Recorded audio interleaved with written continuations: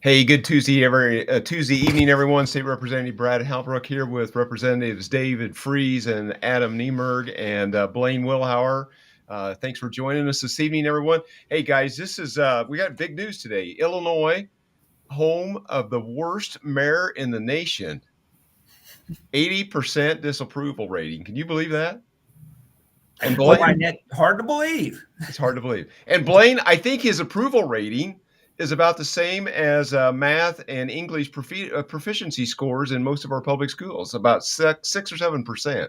Yeah. I mean, that may be the only thing that's worse than the proficiency rates. Well, I guess if you're counting the Chicago public school, it really brings everybody down. So it's probably right there in that ballpark. Yeah, you're right.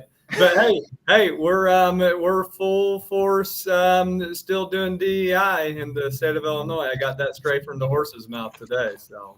Well, right. And I thought about that. I heard the interaction between the president and the governor of Maine. I heard that videotape or audio a while ago, and I think the State Board of Education, what's his name? What is his title? Tony Sanders. Tony Sanders. He should probably listen to that audio from that interaction with the president. Let's send him to the White House. You think we can get maybe we can get the Congresswoman to get some gig at the White House where we can invite Tony Sanders so that the President Trump can have a talk with him. Yeah, I thought it was funny that the governor of Maine says that she was going to follow state and federal law, and the president says, "I am the law." And the conversation just got better from there. So, hey, gentlemen, let's start out tonight.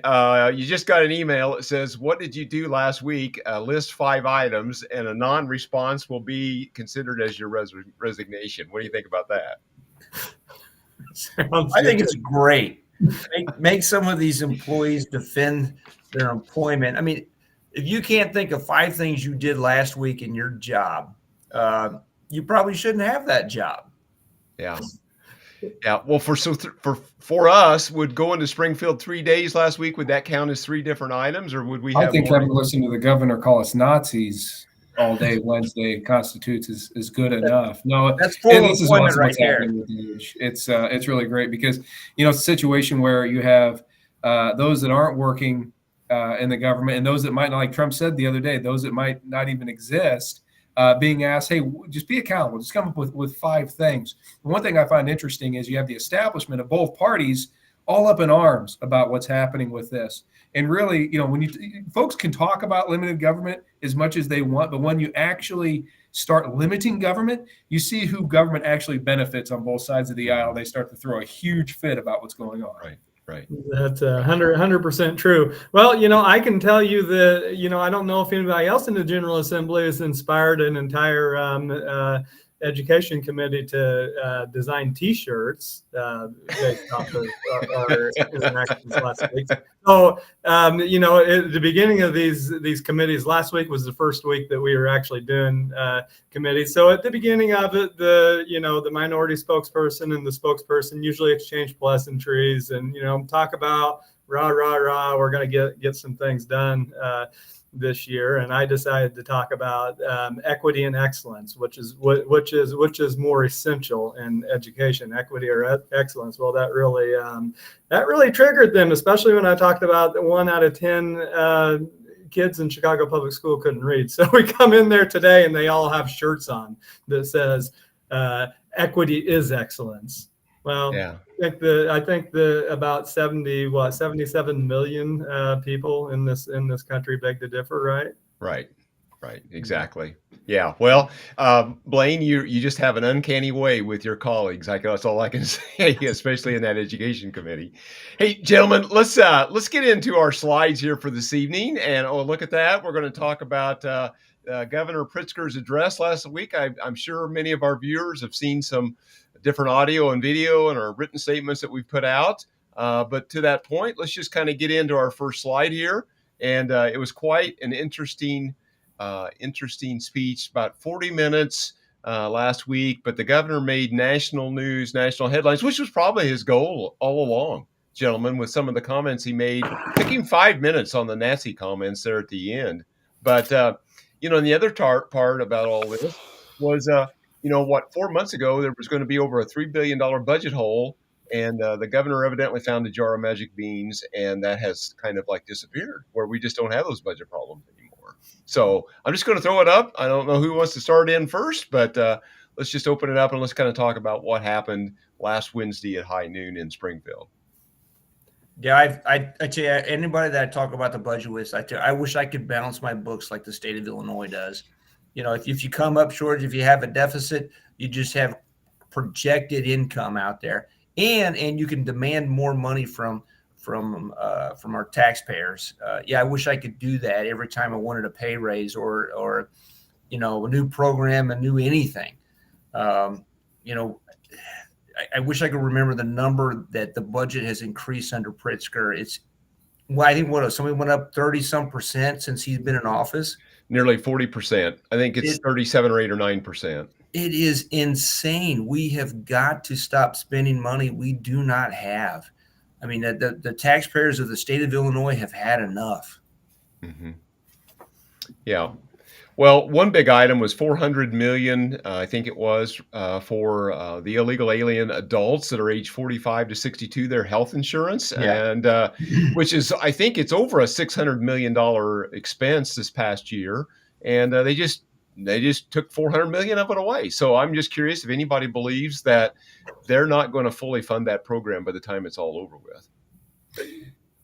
Yeah, Brad, you have a situation where the Latino caucus actually had a press conference following that, the budget address, saying, no, we're not going to tolerate this. It's absolutely ridiculous. They're not going to cut on the illegal immigrant portion of this. They've already spent, $3 to $6 billion on illegals here in the state of Illinois, and the governor comes in, sees that there's a $3.2 billion budget hole, sees that ARPA funds have been spent, sees that the only way he's going to be able to generate revenue, and basically also, folks, the revenue enhancements, tax increases from the last General Assembly have not kicked in yet. So you have these tax increases coming in to try to somewhat balance the books.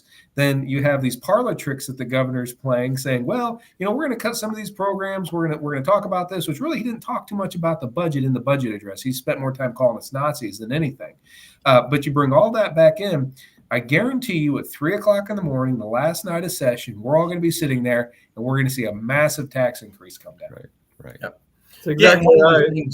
That real quick, even if you do have this line item that has been erased and it's not, quote, funded, all they're going to do is they're going to go to our local hospitals. They're going to go to every ER and they can't refuse service there. So they'll get treatment. So it's not truly unfunded.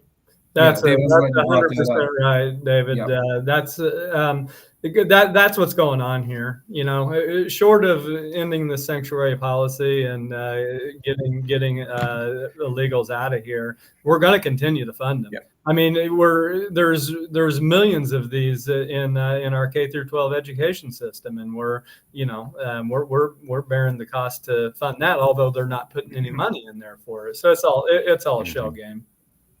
Yeah, and also there's a sentence when he cut that particular program. The next sentence is they will be placed into the marketplace.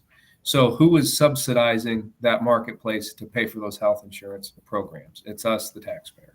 What a desperate man. By the way, trying to distract from all the ills. You know what it really is, and I think some of you guys may have alluded to it in our press conference last week. I think that he's just really, really upset that he's never going to be president. So he's got to resort to this stuff. Well, you know what? He may be looking at Durbin's Senate seat, though. Well, you have moderate Dems out there that know this is ridiculous. You're not. I mean, come on. You're going to sit there and you're going to call the entire Republican Party a bunch of Nazis when there are factions within his own party that want to wipe Israel off the face of the map. Right? They want them gone. They want Israel gone from this planet. When Trump backs Israel, Republicans support Israel, and the Democrats' own party wants Israel gone. So I find it unbelievably hypocritical. Yeah. All the anti-Semitism is coming from the far left, and it has been for quite some time, especially since October 7th. But really, Brad, what What's J.B. Pritzker actually done to make any middle class or working class person or anybody in this state that's not in government? What's he done to make their lives better? What's the fastest growing industry in the state of Illinois? It's the government. Government. Yeah, There's more. We now have more government jobs in this state than we have manufacturing jobs. Talk about a recipe for disaster. Ridiculous. Well, we have Representative Leader Chairman Miller has joined us here. Chairman, any comments about the governor's speech on Wednesday last week? Well, I felt like that he should have begun with "Once upon a time" and ended with "They will live happily ever after," because what he was talking about sounded like an absolute fairy tale and a figment of his deviant imagination. Exactly. Yeah, exactly. Gentlemen, anything else before we go on to the next slide about the budget speech and the commentary? Just crazy. It's just every year it just gets more and more wild. Don't believe him. Don't believe what they're selling. Boy, the folks that are watching this, the folks in the staff, they know this is a bunch of garbage. They get it. Right.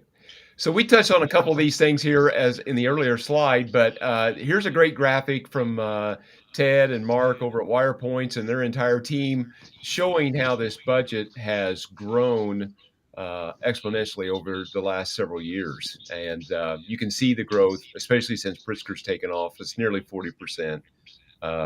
Gentlemen? Unsustainable. Definitely unsustainable. And let's talk about the unfunded pension liabilities as a portion of this too. I mean, unbelievable numbers that we're pushing in the state of Illinois. It's unsustainable. Yeah, hundreds of billion dollars of dollars just wrapped up in that. And what's the biggest push here in Springfield right now? To make that situation worse. You guys know what we need, don't you? I mean, it's as plain as the nose on your face. I'm a little bit. Well, what is it, Chris?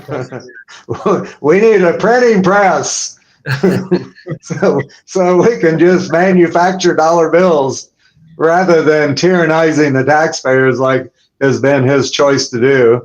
I mean, think about it. This clown has increased our budget by almost $20 billion since he's been in office. And keep in mind, the same time we lost a congressional seat, which means we bled close to 1 million people. I know WirePoint put out the number since 2000, we've lost a net loss of 1.8 million.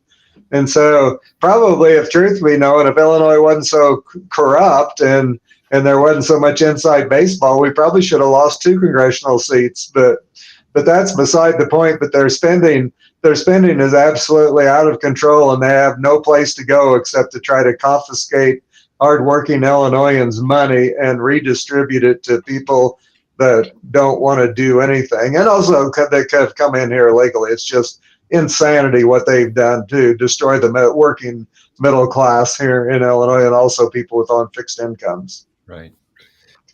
But Chris, what? JB says that we're not losing population. I understand what JB says, but when he's lying is when his lips are moving. Well, when you have a massive. What's that term that you coined for that syndrome? He's a population. Oh yeah, he is a population denier. I thought you were talking about TDS, but this is a whole different deal. So look at so David and I came in together in 21, and I can't see the slide very well, but if you look at 2021 and you guys came in 19, look at those numbers, look at where we're at now. We're at $53 billion now, and ask yourself if your salary increases has grown that much in that time. Probably in the General Assembly. Yeah, in the General Assembly, we're doing really well. We're probably staying up with inflation or maybe just a little bit ahead. I mean, but just think about the manufacturing jobs that have been lost just since J.B. Pritzker has come in and they've passed all these anti-business policies. What have we lost? 5 or 6 major corporations and companies, plus Ken Griffith has vamoosed Florida. Mm-hmm. Yeah. Pretty much when I look at this, I see all this happened since Chris Miller got into office. As government has expanded You exponentially. know what? I think that you two guys started this whole problem. We started it. We started exposing the corruption, That's right. peeling Yeah. back the layers of the onion. The emperor has no clothes. Right. Yo, wow. Yeah. Oh, that's I need I don't get a visual on that, please.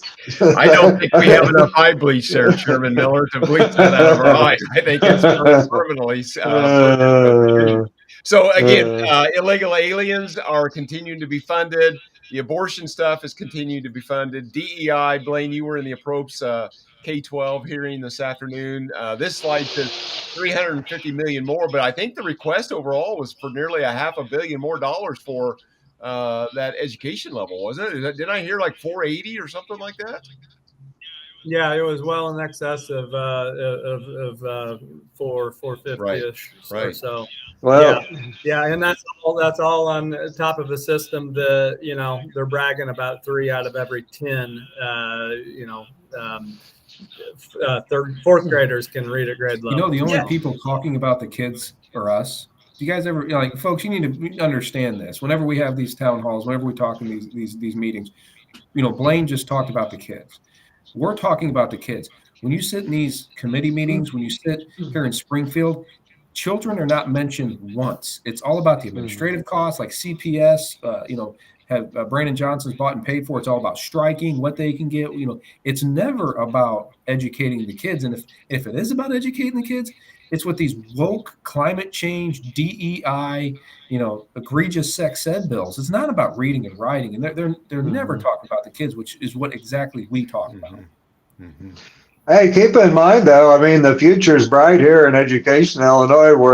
We're number one in dollars spent per pupil, and we are absolutely 47th, which is also dead last in when you look at the outcomes in school children worldwide. And so isn't that an interesting dynamic? And what happened in the 70s under Jimmy Carter, what department started and it's going to end under President Trump, where all this came from. Yeah. I hope he follows through on that. I really do. Right. All I know is Jimmy Carter is really thankful for guys like J.B. Pritzker and Joe Biden, because he's no longer the worst president in the U.S.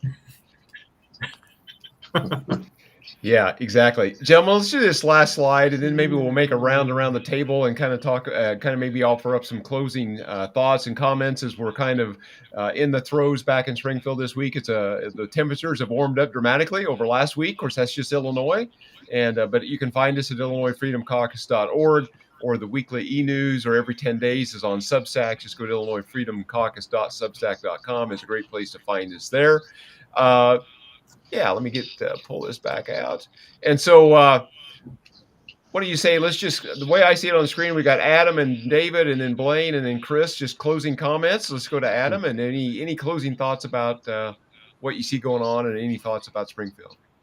Oh, definitely crazy time. We're going to see a lot of wild bills in the next couple of months, but folks, don't give up hope. A lot of things can change here in Illinois. You're seeing it happen on the federal level, and we'll start to get things done here in Illinois eventually. Right. David? Yeah, keep us in your thoughts and prayers. We love being up here in Springfield representing you, but we can definitely use your thoughts and prayers to get through this. And if there's bills out there that you're interested in, please check us out. File witness slips. Okay, we'll go through that process. It makes a difference. Yeah, exactly. Blaine?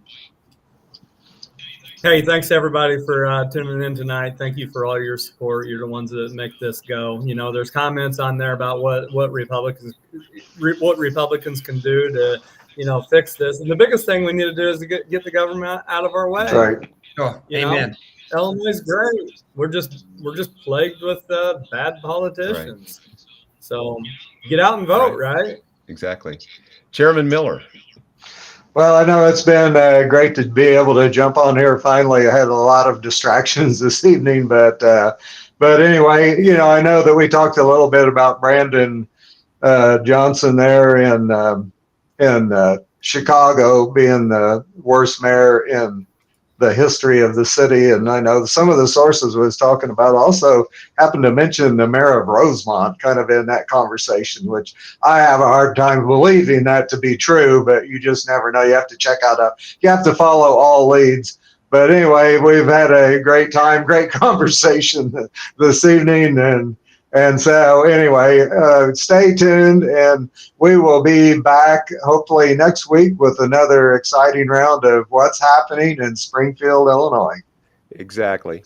Gentlemen, thanks for jumping on, and we'll talk about this, the speech and kind of what's been going on in Springfield. Again, I just encourage everyone out there that watches this to like, share, and follow and subscribe to our content. That helps us overcome the algorithmic gods of the big tech overlords. How's that there, Chairman Miller? I think I got it all That's put together. perfect. Yeah, I like that. All right. Perfect. All right, gentlemen, I think I'm going to hit the video for the outro, and we'll see you real soon. Have a good evening, everyone.